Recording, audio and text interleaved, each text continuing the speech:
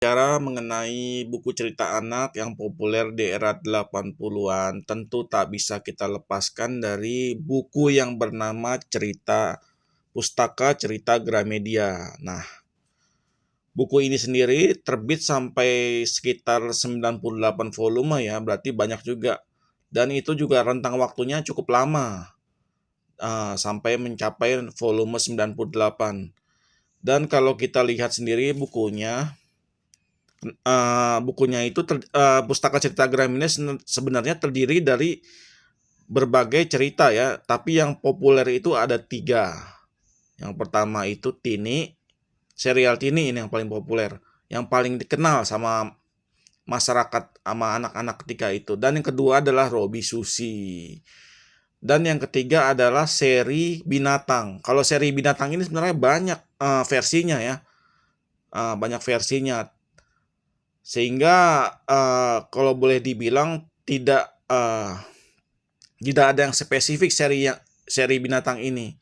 Sehingga ya kalau dibandingin sama Tini dan Robi Susi ya emang kurang begitu ini ya mereka ya, karena serinya terlalu banyak, bukan seri yang spesifik ya. Nah, kalau kita baca ya lagi ya,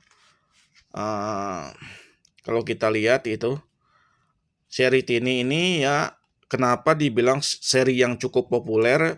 Seperti yang saya jelaskan di video sebelumnya ya, tentu saja kalau kita lihat sendiri ya, penggambaran orang-orangnya ya, sangat menarik sekali. Nah, ilustrasinya menjadi daya tarik anak-anak ketika itu untuk membaca atau melihat buku ini. Tulisannya juga nggak begitu banyak ya. Jadi ya karena anak-anak waktu itu juga lebih cenderung melihat ya daripada membaca. Juga kalau membaca juga sebaiknya juga untuk buku anak yang singkat teksnya. Jadi gambar lebih dominan, penggambarannya juga lebih dominan di sini. Nah, Robi Susi juga sama.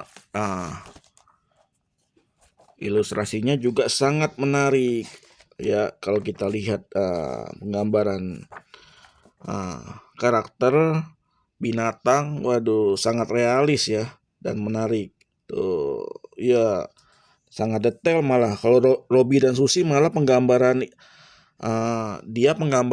orang-orangnya disertai penggambaran lingkungan, karena Robi Susi itu lebih cenderung ke lingkungan, dia ininya natural